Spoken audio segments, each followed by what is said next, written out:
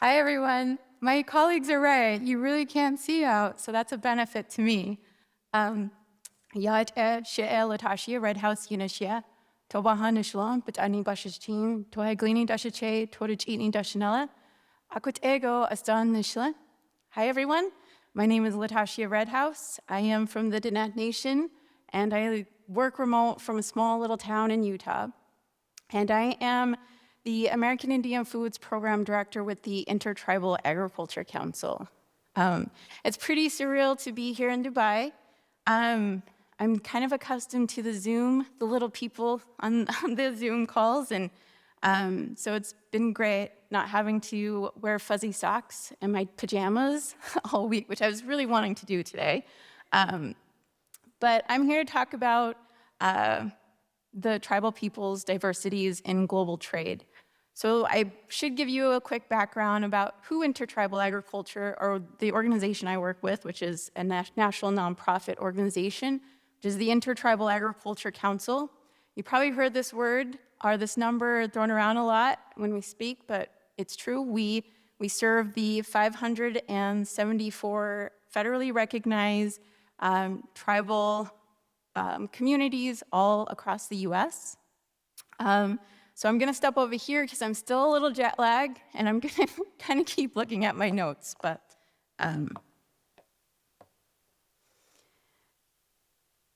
so the IAC was founded in the 80s in a response to the, what happened there? To the farm crisis and the exclusion of American Indian voices and the structuring of Indian ag policy. Since its inception, IAC has grown in prominence throughout Indian country and supports and empowers tribal ag producers by providing robust programming, one of which is the program I get to monitor, which is the American Indian Foods Program. And within the American Indian Foods Program, we offer resources, support, guidance to help Indigenous tribal entrepreneurs enter the market, so whether that's domestic or international. So we offer, we take our producers out on these cool trade shows, reverse trade missions, all with the mission, again, to make sure that they have that access to the international marketplace, and then really push for the development of sustainable economics based on food production. So there are 574 federally recognized tribes, but guess what? There are 80,000 tribally operated organizations in the US that are ready to produce high quality food and fiber for consumers worldwide. See, agriculture offers the potential to serve as major engines of economic development for Native American and Alaskan villages. That being said, when I see the US reporting 528 million ag exports to New Zealand and 1.5 billion exports to Australia, and zero of that billion or million in ag products was sourced or procured from the 80,000 producers in Indian country, I realize that we have work to do to diversify our tribal economies. Yesterday, Honorable Willie Jackson, Minister of Maori Development, said, "We must join together to explore our benefits of trade between all Indigenous and tribal businesses globally." And I couldn't agree with him more. I recognize with a unified support system from Indigenous and tribal leaders, businesses, and consumers, we can seek out economic cooperation that integrates Indigenous trade.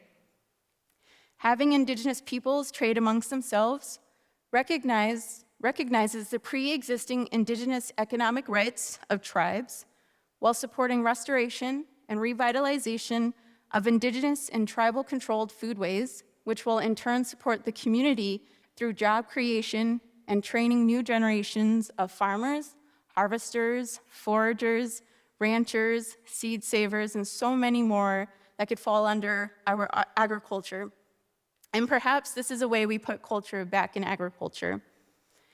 And for those of you wondering what is American Indian Foods and why I'm up here chatting about food, it should be, and why your government should consider exporting from American Indian communities. American Indian Foods is a fourth-generation cow-calf producer who is a 125th generation land steward of the Great Plains and is passionate about working with the land that Mother Earth crafted. American Indian Foods is a family that has been harvesting manuman, the food that grows on water or wild rice, for many years, and they continue to care for the lands and water, just as their Anishinaabe people had been before, and they carry on that tradition. It's tribal fishers on the Columbia River who continue to use small boats and scaffolds with long-handled dip nets, as their ancestors did centuries ago. It's a millennia-old tradition for a tribal enterprise to manage and harvest wild blueberries that naturally grow in barrens created by glaciers receding 10,000 years ago. So basically, American Indian food is products grown, harvested, produced, and made by American Indians with an intent to share and celebrate the culture and traditional values that influence and most often lead the process of the business ecosystem. But I close today with this video that highlights and reminds you that there are 80,000 producers, and there are so many different stories that can be told. So thank you so much.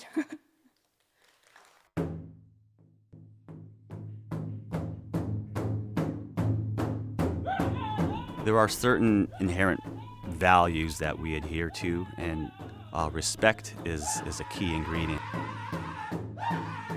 That love and care is really, you can't help but notice it. We're not just growing veggies, but we're stewarding the entire environment, the entire ecosystem that we have here. Everything about gathering is of the earth and of the sea, whether it's harvesting from the waters or harvesting nunatat of the land. You have to be focused on the land and your environment. It's not just communities working in silos, but it's Indian country working as a whole together in order to feed ourselves.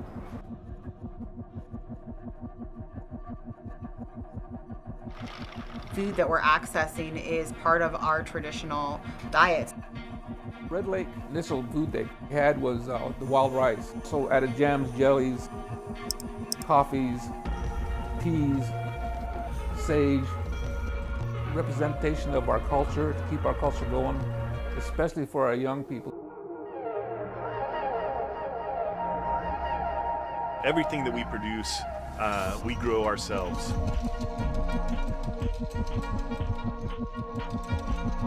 It's also bringing back our role as Indigenous people and as original stewards of these lands. For thousands of years, the Shunak people have been, harvesting seafood, and it's been a mainstay of their diet. We can take care and take it slow and do smaller quantities and higher qualities. The food we grow and eat and the seeds we save, but also how we grow them, how we relate to our food relatives, and how we really restore this circle of kinship. Every inch of tundra is a life force, and we can see it when you're close up to it or from 100 miles away. That we gathered was good for food and for medicine. We always imagined it would be great for your skin. Everything we use, from picking to drying to extraction, everything is used in every stage of the process. Families get together to go out and camp and pick berries, and that keeps the family unit together. We started small, processed about 3,000 gallons of oil in our first year.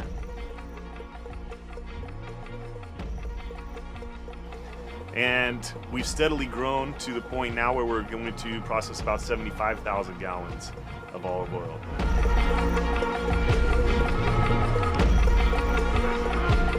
When I say cold water oysters to like a chef or a oyster bar owner, they really perk up because they understand their flavor is going to be top notch because they know that the oysters are that fine world-class product.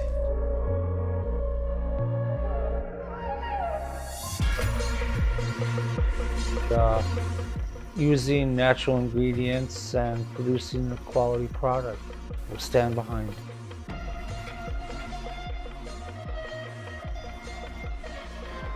It really helps the rest of us move forward too in this larger movement of reclaiming and revitalizing our traditional foodways.